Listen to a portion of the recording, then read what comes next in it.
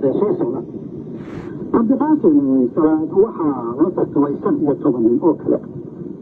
waxaa qofkaa bixiyey 208 qof oo ka tirsan 245 xildhibaan ee uu baarlamaanku ka kooban yahay haddaba doorashada go-aankeeda oo la soo saaray xalay habeenbarkii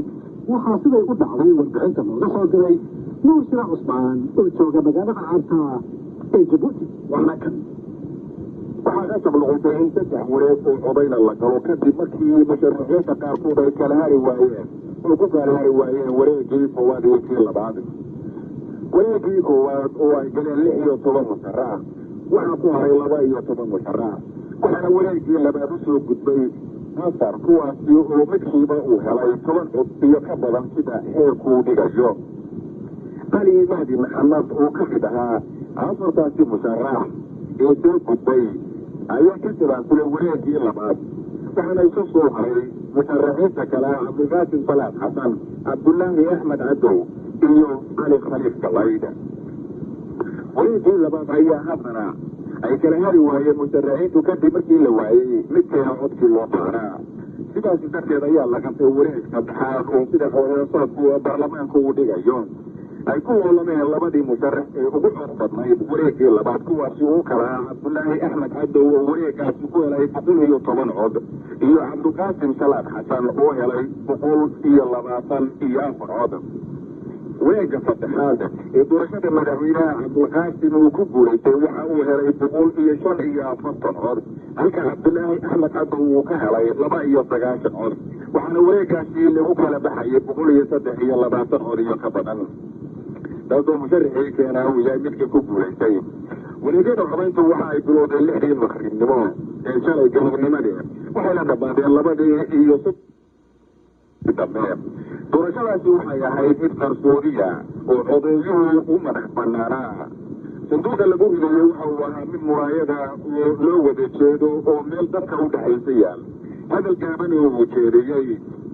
master cabdiqaasim salaad xasan markii go-aanku uu soo baxay waxa uu mahad celiyey wixii shacabka iyo dadkii halkaasi joogay isagoo hawsha loo doortay ku tilmaamay inay tahay mid aad iyo aad u dhib badan goobjoogayaashii doorashada waxaa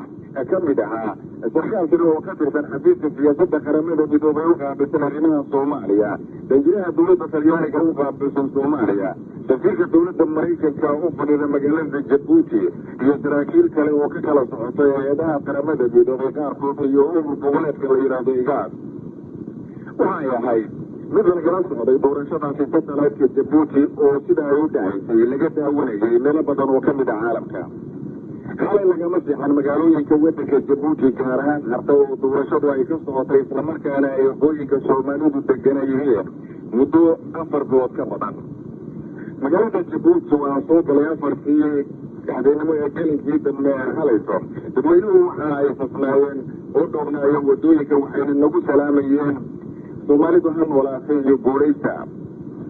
xafladda caleemasaarka madaxweynaha waxaa lagu waday oo qorshe uu yahay in la qabto baninta berita waxaana sarkaal kale oo ka tirsan madaxtooyada waddanka jabuuti uu ii sheegay in madaxda ballankaasay inay ka soo qayb galaan xafladaasi oo isugu jira madaxweyneyaal iyo ra-iisul wasaare ay ka mid yihiin etoobiya yemen eritrea suudaan kenya iyo dalalka laysku yidhaahdo IPF xaalaya arrimaha soomaaliya haddaba hawsha ugu muhiimsan ee ugu horeysa ee madaxweynaha cusub u taalla waxa weeye inuu soo doorto oo soo qabto ra-iisul wasaare si uu usoo dhiso gurihii dowladda hawshaasi oo lagu wado inay dhacayso toddobaadka dhexdiisa nuur shiro cusmaan jabuuti